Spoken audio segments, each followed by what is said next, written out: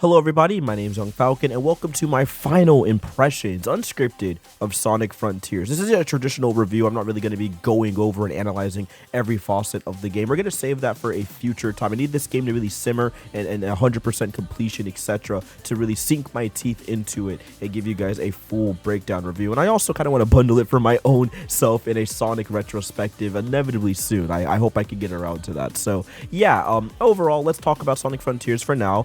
Just quick thoughts about the end of the game. I'm not going to be spoiling anything. I'm not going to be talking about anything, just my experiences playing through Sonic Frontiers. So without further ado, let's jump straight into it. Our opening cutscene starts with Eggman sifting through this eerie forest and stumbling across an ancient tech-like artifact. He puts some Eggman wizardry on it, some crazy things go awry, and we cut to Sonic, Tails, and Amy riding on the biplane as per usual, searching for a energy that the Chaos Emeralds are emitting. Through this search, they get sucked into this portal and dropped into this mysterious, eerie land filled with, once again, a bunch of techie stuff that seems to be affecting Sonic greatly. A disembodied voice tells Sonic he has to go look for the power sources of the island, and thus starts our adventure to save our friends from cyberspace and, of course, the day. So let's talk about Sonic Frontiers story, and I'll give you guys a quick synopsis, and I gotta be honest, it's actually pretty darn good. There's some stuff that I really enjoy about it, mainly the way you interact with the characters and the stories that they tell you. There's a lot of references to past Sonic games, a lot of things that kind of give you a little bit of fan service / nostalgia vibes, but they take it in a mature direction and use it as a way to further develop the Sonic characters we love and grew up with.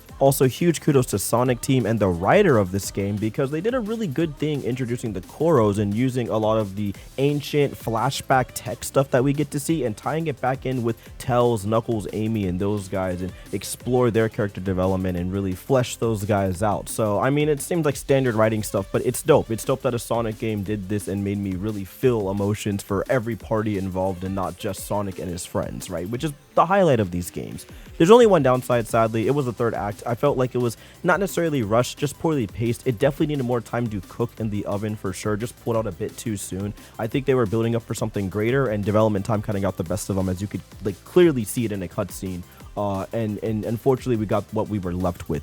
Now the ending fights and stuff are dope, and the path getting there is awesome. It's just the last cutscene feels kind of abrupt, and then the game just kind of ends and it's like, oh well, I guess that's it. But you know, I feel like that was just a staple of Sonic Team, sadly, not just having either enough hands on deck, right? Not even enough time. The game itself is great. It feels polished, but I think they just needed a bit more hands on deck so they could fully take that time to complete that third act, if you will, that finality of the third act. So if that's the otherwise only blemish, in my opinion, on the game, aside from also the cutscene direction, which was a little bit hit or miss, right? A lot of the cutscenes, except for the awesome hand-painted flashback sequences and some of the actual like action cutscenes, if you will, they do have a lot of just talking back and forth with static models, you know, someone standing, doing an idle animation and talking back and forth as something happens on screen. Sadly, I really want to see more from that. I think it could be definitely pushed more if they had more time and more hands on deck, and that's really what it boils down to. This game was made by like 60 people, right? They need more hands, they need more attendance, so we can flesh out aspects of this game for the inevitable Frontiers 2. That's why I'm being really lenient here and just letting it basically rock, because despite all of that, it was a great story, it was a really good time, and I can't wait to see what they do with Sonic Frontiers 2.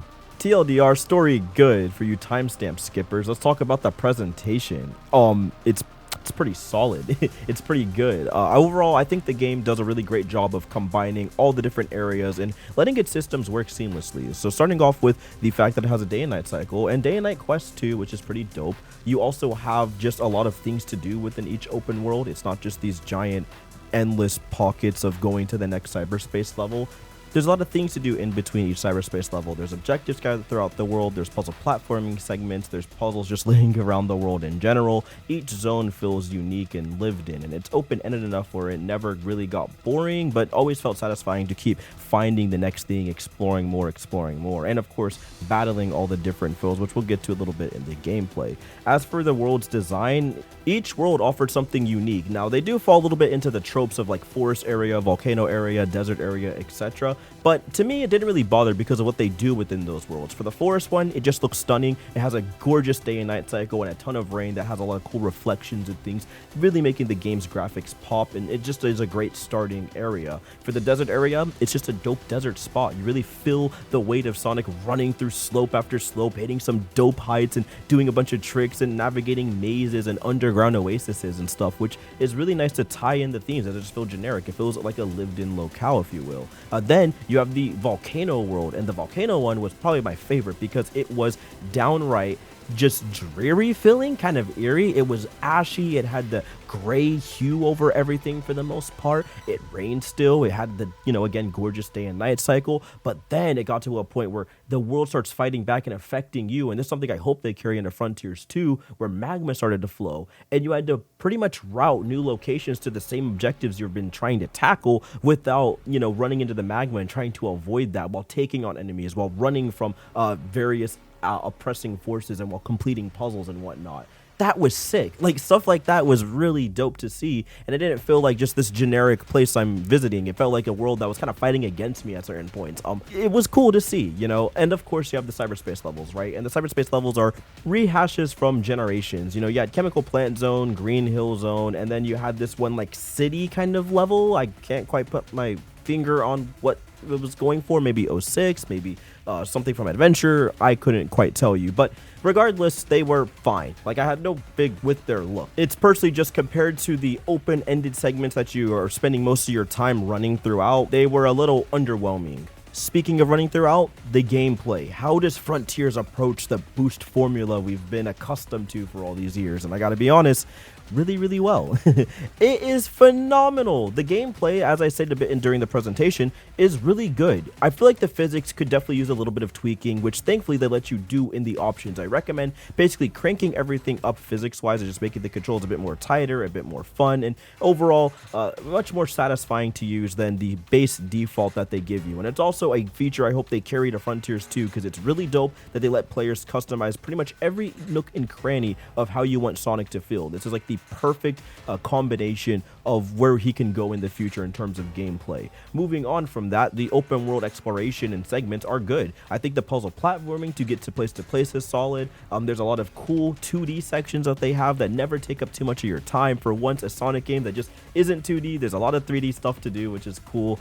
They got a couple panel puzzles you have to complete, which are a little tedious, but I don't mind them. And I like the fact that you could run on treadmills and progressively see yourself get faster and faster while unlocking parts of the map, which is cool to see because there's a bit of RPG elements, For the RPG elements, they're nothing crazy. You collect hearts and defense or herbs, if you will, across the world. You turn them into a Koro Elder, and then he takes them and makes them either a buff in attack, a buff in defense, and a buff for both if you happen to have both of those collectibles on hand. There's also various lost Koros that you'll find, and they can help you increase your speed and or ring capacity.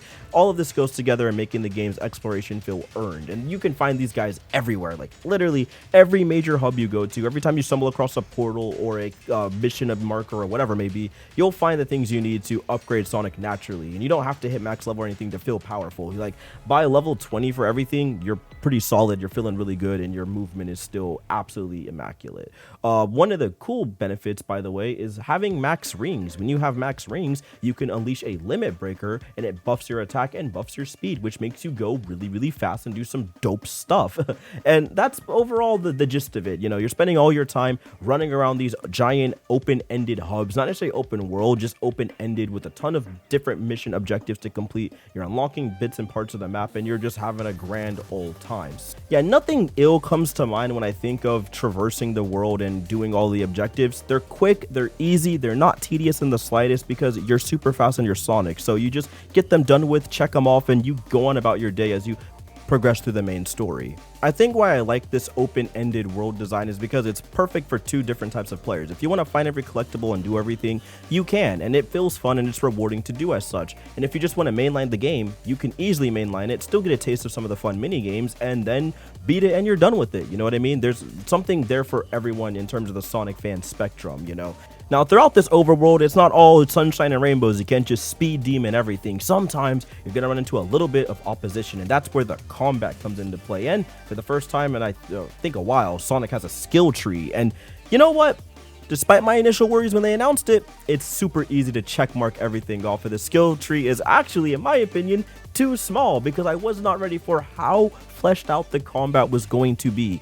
This boils down to the enemy types, and they're actually mad fun to take on. The tower, for example, one of the first you encounter, is something that's going to challenge your speed. How can you close it close and use the new Psyloop ability? You're going to be dodging left and right from all the rapid firing missiles. You spin around it with a Psyloop and it stuns it, knocking off one of its pillars, and then you could keep attacking it, so you reach its head and knock it unconscious, collecting a time gate.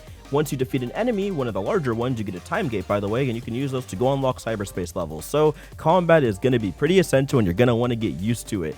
Then you'll have something like the Shinobi, who does a quick strike after blocking a series of Sonic's hits, which you can either parry or dash out of there and get away from. Then there's Asura, a giant tower Shadow of the Colossus style that you're going to have to speed through, using your boost and your smarts to dodge through the red rings and find the blue ones to jump up, land on top of him, and dish out some heavy damage. There's a lot of cool mechanics that they throw in there and really make you feel great while tackling these foes. And it gets more and more ridiculous from there. There's some that you're going to have to run Sonic boss fight style on its back on a purple line, dodging its shots and getting up close and personal as you deal out a ton of damage using everything in Sonic's kit. There's some that are going to launch you to the sky and make you do a skydive section, which is just ridiculous but really fun. Like, there's some where you have to grind rails on. Like, it's insane the amount of variety, and also keeping the platforming core of Sonic that they have into these fights, making them really fun to get into. And then for the core combat, it's also pretty dope. Like, there's nothing really bad to say here. You got your standard attack strings, you have a parry, which again is really awesome to take on.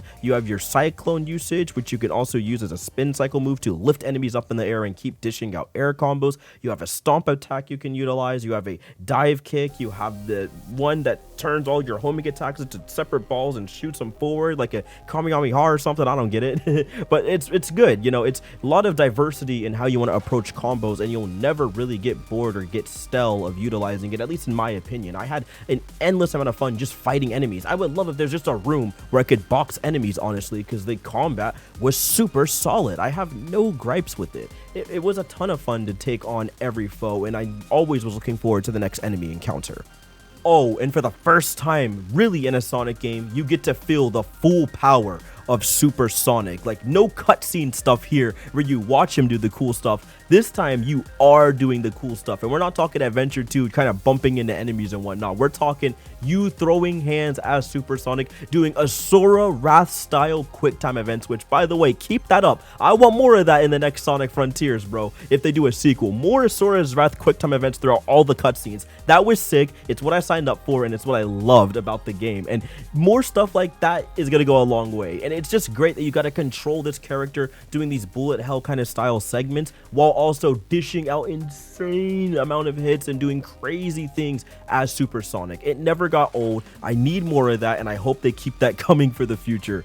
It's such a cool mechanic that is just it made me geek out as a Sonic fan. So yeah, overall, I really don't know what else to say. Like, Sonic Frontiers is just a good game. Like, definitely, to me, worth the $60. It's worth the price of admission. It's still a pretty lengthy game if you go for 100%. You know, there's a lot of content there, and to me, it's fun content. It's good content, and this is a wonderful, wonderful, wonderful next step in the Sonic franchise. Like, this is what we've been waiting for. Like, giving that team the time they need to make something truly great. And it definitely has its rough edges, but I think maybe I'm just getting soft or something, but I'm gonna just let it slide. Like, who cares? It has a couple of issues. It's still a really fun time, and it's definitely like a holiday game you should pick up. One quick final thing to say before I leave you all and let you guys hopefully go pick up this game and play it.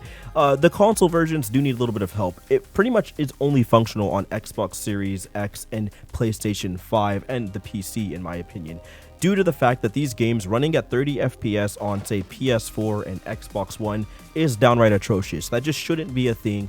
These games are definitely built for fast-paced gameplay, 60 FPS, the action, the everything. And I think it running that low, even on Series S, I heard, is not fair. It's you know, there's definitely ways they could have got this game to run at 60 on a device, at least like the Xbox One and PS4 Pro at the bare minimum, like the One X and stuff. But overall, I mean, what could you do? Good luck if you're okay with 30 FPS and whatnot. You're gonna have a good time. For the rest of you guys, go out and get this game today. Like, today. There's so much about it that is great, and you guys guys should 100% add this to the catalog for 2022. All right, that's going to do it for me, guys. Thank you all so much for watching. My name's Young Falcon, and I'll be signing out. I don't know what the next video is going to be. Hopefully, I'll finally finish this Xenoblade Chronicles 3 review, or maybe, just maybe, I'll talk about Miles Morales because of the PC port. I don't know yet. Don't hold me to any of those. Wish you all the best. Please take care of yourselves, and, of course, have a good one.